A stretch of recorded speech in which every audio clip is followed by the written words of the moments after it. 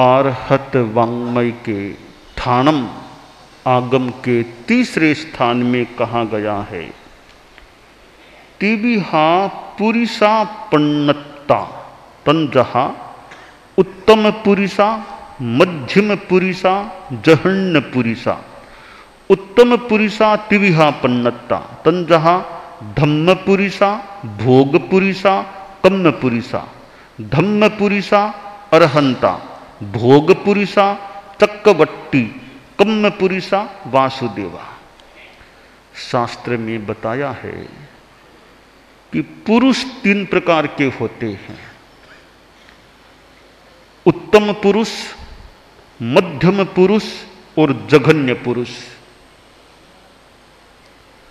बहुत उच्च कोटि के, अपने क्षेत्र में मानो सर्वोच्च व्यक्ति, वे उत्तम होते हैं। जो एकदम निम्न स्तर के वो जघन्य और बीच के मध्यम। तो प्रश्न हुआ कि उत्तम पुरुष कौन होते हैं। हम छोड़ दें मध्यम की बात, छोड़ दें जघन्य की बात, एक बार उत्तम पुरुष कौन होते हैं। शास्त्रकार ने बताया उत्तम पुरुष भी 3 तरह के होते हैं। एक धर्म पुरुष, एक भोग पुरुष, एक कर्म पुरुष। धर्म के क्षेत्र में उत्तम पुरुष, भोग के क्षेत्र में उत्तम पुरुष और कर्म के क्षेत्र में उत्तम पुरुष। धर्म के क्षेत्र में उत्तम पुरुष होते हैं अरहत, तीर्थंकर। आध्यात्मिक जगत में तीर्थंकर से बड़ा कोई आदमी नहीं होता। धर्म के क्षेत्र में वे सर्वोच्च होते हैं। धर्म के क्षेत्र में जैसे सर्वोच्च न्यायालय का मुख्य न्यायाधीश एक तरह से उत्तम व्यक्ति है, न्याय के क्षेत्र में मान ले, तो धर्म के क्षेत्र में सर्वोच्च आदमी, उससे बड़ा कोई नहीं होता। वैसा आदमी अरहत तीर्थंकर होता है। अब सबसे बड़ा आदमी क्यों होता है तीर्थंकर अरहत? इसका कारण है कि मनुष्यों में 8 कर्मों का नाश कर दे ऐसा तो कोई होता नहीं आदमी, कोई भी नहीं होता। मनुष्यों में ज्यादा से ज्यादा होगा 4 कर्मों का नाश कर चुका आदमी ही हो सकता है। 5 कर्मों का नाश कर चुका ऐसा कोई आदमी दुनिया में नहीं होता। तो कर्मक्षय की दृष्टि से देखें तो अरहत 4 कर्मों का, 4 घन घात्य कर्मों का नाश कर चुके हैं। तो उनसे बड़ा तो कोई है नहीं कर्मों को काटने वाला मनुष्यों में। अब प्रश्न होगा भी 4 कर्मों को काटने वाले तो अनेक साधु मिल जाएंगे, केवल ज्ञानी अनेक मिल जाएंगे। तो 4 कर्मों को काटने वाले तो और भी मिल जाएंगे, परंतु तीर्थंकर होते हैं वे 4 कर्मों को काटते ही नहीं हैं, केवल ज्ञानी बनते ही नहीं हैं, धर्म के क्षेत्र में तीर्थ का संप्रवर्तन करने वाले तीर्थंकर, तीर्थ की स्थापना करने वाले होते हैं। सामान्य केवली है वो तीर्थंकर नहीं होता, केवल ज्ञानी तो होता है, तीर्थंकर वो नहीं होता है। उदाहरण के लिए कि धर्म संघ में साधु भी हैं, आचार्य भी हैं। साधुपणे की दृष्टि से देखें तो 5 महाव्रत साधुओं के लिए है, 5 महाव्रत ही आचार्य के लिए, दोनों समान है। परंतु अब संघ में निर्णायकता की दृष्टि से देखें, नियंता की दृष्टि से देखें, अनुशासन की दृष्टि से देखें तो साधुओं की अपेक्षा आचार्य दायित्ववान होते हैं, बड़े होते हैं। इसी प्रकार केवली तो अनेक, पर तीर्थंकर उनमें एक होता है। सारे केवली तीर्थंकर नहीं होते हैं। तो तीर्थंकर से बड़ा दुनिया में कोई आदमी नहीं होता। केवली से बड़ा तो तीर्थंकर होता है एक दृष्टि से, तो तीर्थंकर से बड़ा कोई नहीं हो सकता। इसलिए अध्यात्म के क्षेत्र में, धर्म के क्षेत्र में सबसे बड़ा आदमी तीर्थंकर होता है। उत्तम का मतलब क्या कि ऊंचा और ऊंचा, सर्वोच्च ऊंचा, उत्तर, उत्तम, उत्तम के बाद कुछ नहीं होता। एक शब्द आता है रत्न, पुरुष रत्न। रत्न का मतलब उत्तम, श्रेष्ठ व्यक्ति। एक संस्कृत में श्लोक आता है रत्न के बारे में, जातौ जातौ यदुत्कृष्टम तद रत्नमभिधीयते मूढ़ै पाषाण खंडेषु रत्न संज्ञा विधीयते। कवि ने कहा कि रत्न कौन होता है? अपनी जाति में जो श्रेष्ठ हो वह रत्न होता है। यह पाषाण के टुकड़ों को रत्न कहना तो सामान्य बात है, अपनी जाति में जो उत्कृष्ट है वह रत्न होता है। हालांकि पाषाण खंड को भी रत्न कहना गलत नहीं है, वो अपनी अपेक्षा है। तो रत्न का एक अर्थ है अपनी जाति में सर्वोच्च होना, श्रेष्ठ होना, उत्कृष्ट होना। तो धर्म के क्षेत्र में तो अरहत ही सर्वोच्च होते हैं। वे सर्वज्ञ हैं, वीतराग हैं, राग द्वेष उनके है नहीं। तो धर्म की साधना तो वीतरागता की है, वो उन्होंने प्राप्त कर ली है। ज्ञान की दृष्टि से देखें तो उनसे बड़ा कोई ज्ञानी दुनिया में होता नहीं। सर्वज्ञ वो, सब कुछ जानने वाले हैं, उनसे बड़ा ज्ञानी दुनिया में और होगा भी कौन। तो ज्ञान के क्षेत्र में भी तीर्थंकर सर्वोच्च है। चारित्र के क्षेत्र में यथाख्यात चारित्र संपन्न है, तो उनसे बड़ा कोई चारित्रवान नहीं हो सकता। तो ज्ञान और चारित्र, इसके साथ साथ धर्म का, धर्म जगत का नेतृत्व करने वाले तीर्थंकर होते हैं। अधिकृत प्रवचनकार तीर्थंकर होते हैं। इसलिए धर्म पुरुष कहा गया उनको, और वे अरहत होते हैं, धर्म के क्षेत्र में उत्तम पुरुष होते हैं। दूसरा व्यक्ति बताया भोग पुरुष। भोगों में उत्तम कौन? कि भोगों में उत्तम पुरुष होता है चक्रवर्ती। चक्रवर्ती से बड़ा दुनिया में कोई भोग पुरुष नहीं होता। तीर्थंकर तो धर्म के क्षेत्र में है, पर भौतिकता की दृष्टि से देखें, आध्यात्मिकता में तो तीर्थंकर हो गए, उनका अलग क्षेत्र है आध्यात्मिकता। भौतिकता का जो क्षेत्र है, भौतिकता के क्षेत्र में सबसे बड़ा आदमी चक्रवर्ती होता है।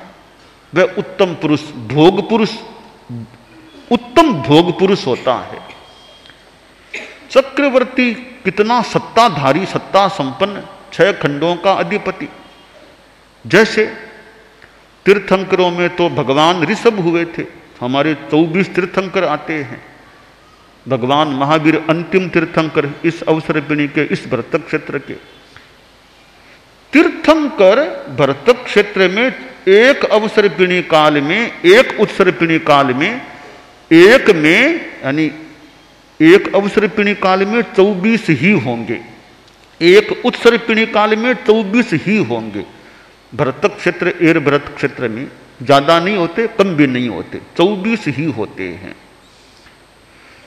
दुनिया में 63 व्यक्ति उत्तम यानी उच्च कोटि के होते हैं वैसे, जिन्हें सलाका पुरुष कहा गया।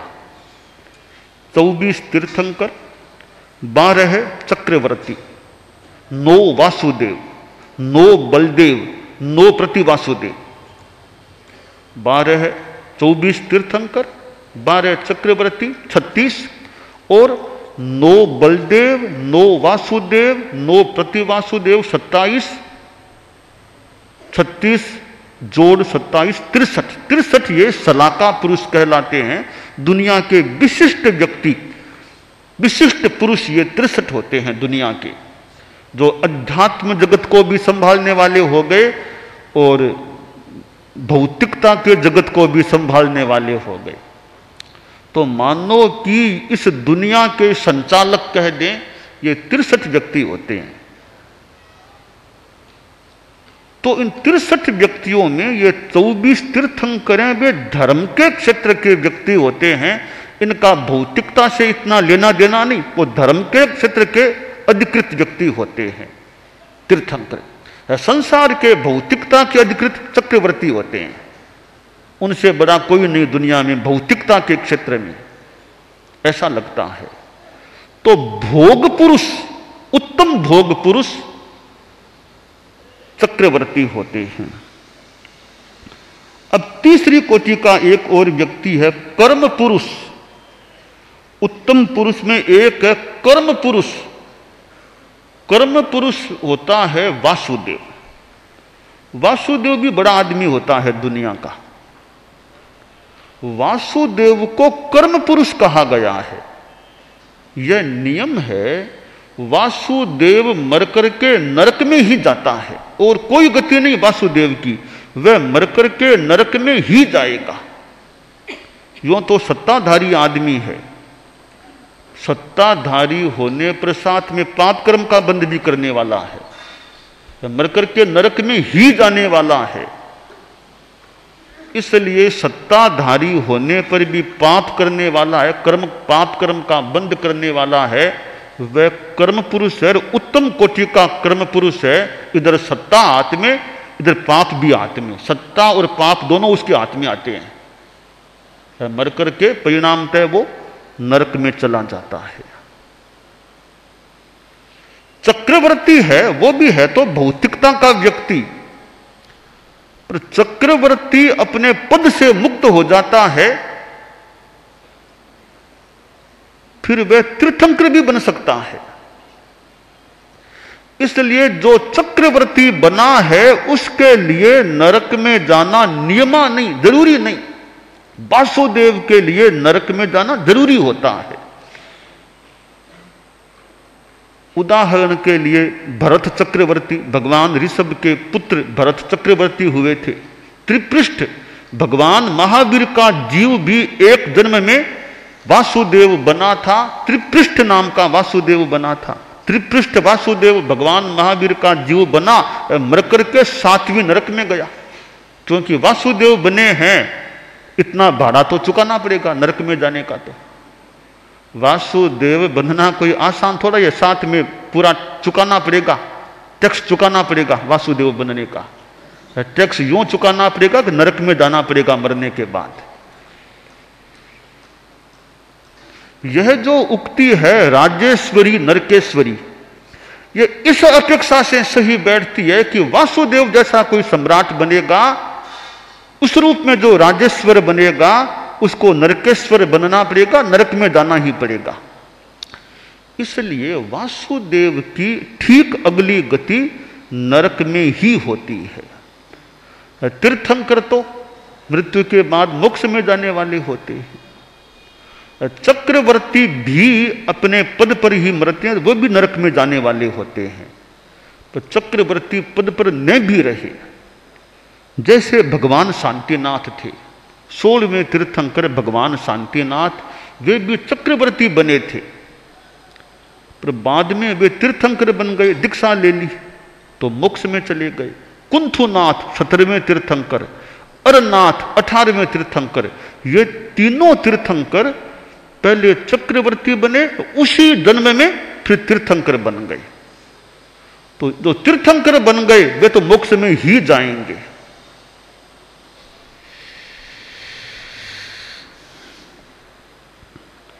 तो आदमी को यह ध्यान देना चाहिए कि उत्तमता का महत्व है, पर मैं धार्मिक दृष्टि से जितने अंशों में उत्तमता को प्राप्त कर सकूं, प्राप्त करने का प्रयास करूं। तीर्थंकर तो उत्तम बन ही जाते हैं, और यह कोई दुनिया का सौभाग्य मान लें, हमेशा कोई न कोई तीर्थंकर कहीं न कहीं दुनिया में अवश्य रहेगा। दुनिया तीर्थंकर से खाली कभी नहीं होती है। हर क्षण अनंत काल बीत गया, आगे भी अनंत काल है, वर्तमान काल है, कम से कम 20 तीर्थंकर तो दुनिया में हमेशा रहेंगे, धर्मोद्योत करने वाले। इस दृष्टि से माने कि दुनिया में धर्म की दृष्टि से पूरा अंधकार कभी नहीं होता है। हमेशा कोई महासूर्य तीर्थंकर के रूप में दुनिया में कहीं न कहीं कम से कम 20 विद्यमान रहते हैं। ज्यादा से ज्यादा तीर्थंकर एक साथ 170 हो सकते हैं, एक साथ 170 पूरी दुनिया में मिला करके। कैसे कि भरतक क्षेत्र में तो एक समय में एक से ज्यादा हो नहीं सकते, तो कई बार भरतक क्षेत्र तो तीर्थंकर के बिना भी, जैसे वर्तमान में भी देख लें, यह भरतक क्षेत्र है, तीर्थंकर के बिना खाली पड़ा है अभी तो भरतक क्षेत्र तो तीर्थंकर के बिना खाली भी रह जाए, महाविदेह हैं, कोई भी महाविदेह पूर्णतया खाली नहीं होता तीर्थंकर से। तो महाविदेह में कम से कम 20 होते हैं, जैसे शिवमंदिर स्वामी आदि अभी हैं। ज्यादा से ज्यादा 5 महाविदेहों में 160 हो जाते हैं। महाविदेह 5 होते हैं, भरतक क्षेत्र भी 5 है, एरावत क्षेत्र भी 5 है, 5 5 5 15, ये 15 कर्म भूमियां कहलाती हैं। तो भरतक क्षेत्र और एरावत में तो नियम है काल का, पहला आरा, दूसरा आरा, तीसरा आरा। महाविदेह में ऐसी कालक्रम की व्यवस्था नहीं होती है। तो 5 महाविदेहों में एक साथ 160 तीर्थंकर हो सकते हैं। उसी समय भरत एरावत में भी प्रत्येक में तीर्थंकर हो तो 5 5 10 5 के 5 एरावत के 160 महाविदेहों के, यूं एक साथ उत्कृष्टतः 170 तीर्थंकर दुनिया में एक साथ हो सकते हैं। यह कोई दुनिया का सौभाग्य माने, नियम माने, प्रकृति माने कि तीर्थंकरों की सन्निधि हमेशा दुनिया को प्राप्त होती रहती है। तीर्थंकर नहीं होते हैं, नहीं भी हैं, तो आचार्य जैसे गुरुदेव तुलसी थे, आचार्य तुलसी थे, आचार्य महाप्रज्ञ जी थे, तो वे तीर्थंकर के प्रतिनिधि थे। तीर्थंकर नहीं पर उनके प्रतिनिधि के रूप में मानो उद्योत प्रकाश करने वाले थे। गीत में कहा गया, प्रतिनिधि आप प्रथम पद आरन पार गुणारो, प्रतिनिधि आप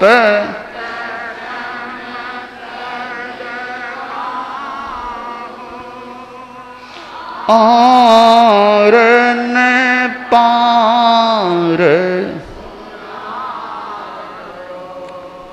करुण पुकार सुनो सानुग्रह, करुण पुकार सुनो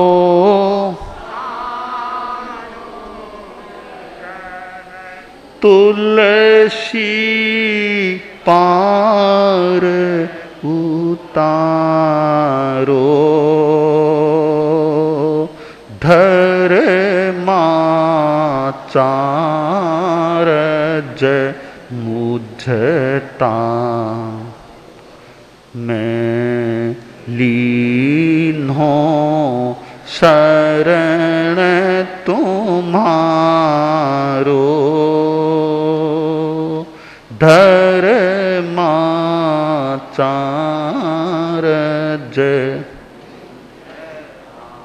है और न कोई चारो, धर्माचार्य मुझे। भिक्षु स्वामी थे हमारे पहले गुरु, जैन श्वेतांबर तेरा पंथ के प्रथम आचार्य। तो आचार्य थे वे, तो हमारे धर्म संघ के प्रथम आचार्य थे। तीर्थंकर के प्रतिनिधि आचार्य होते हैं। इसलिए आदमी को यह प्रयास करना चाहिए जीवन में उत्तमता की ओर मैं आगे बढ़ने का प्रयत्न करूं, साधना के क्षेत्र में आगे बढ़ूं, ज्ञान के क्षेत्र में आगे बढ़ूं, सेवा के क्षेत्र में आगे बढ़ूं। आदमी का लक्ष्य बन जाए, चाहे 2 कदम भी आगे बढ़े उतना भी ठीक है। एक चींटी चलती चलती सैकड़ों योजन जा सकती है, ऐसा संस्कृत श्लोक में कहा गया है। गति न करे तीव्र गति कहना वाला, तीव्र गति वाला गरुड़ भी वहीं का वहीं रह जाएगा अगर गति नहीं करेगा। तो आदमी को पुरुषार्थ करना चाहिए जीवन में कुछ मैं उत्तमता की ओर आगे बढ़ सकूं। जिस क्षेत्र में काम करूं उसमें कौशल को प्राप्त करने का प्रयास करूं, उसमें दक्षता, चातुर्य, निपुणता को पाने का प्रयास करूं। तो हर क्षेत्र में आदमी आगे न भी बढ़ सके, 1, 2, 3 क्षेत्रों में भी आदमी निपुणता को प्राप्त कर ले। कोई वक्ता है तो वह यह सोचे वक्तृत्व में मैं कैसे निखार लाऊं, नैपुण्य को प्राप्त करूं। लेखक है तो लेखन में कैसे निखार लाऊं। जिस किसी क्षेत्र में आदमी काम करे उसमें निपुणता, दक्षता, चातुर्य को यानी अच्छे ढंग से काम करने की स्थिति को प्राप्त करने का प्रयास करना चाहिए। प्रयास करने से कुछ मिल भी सकता है।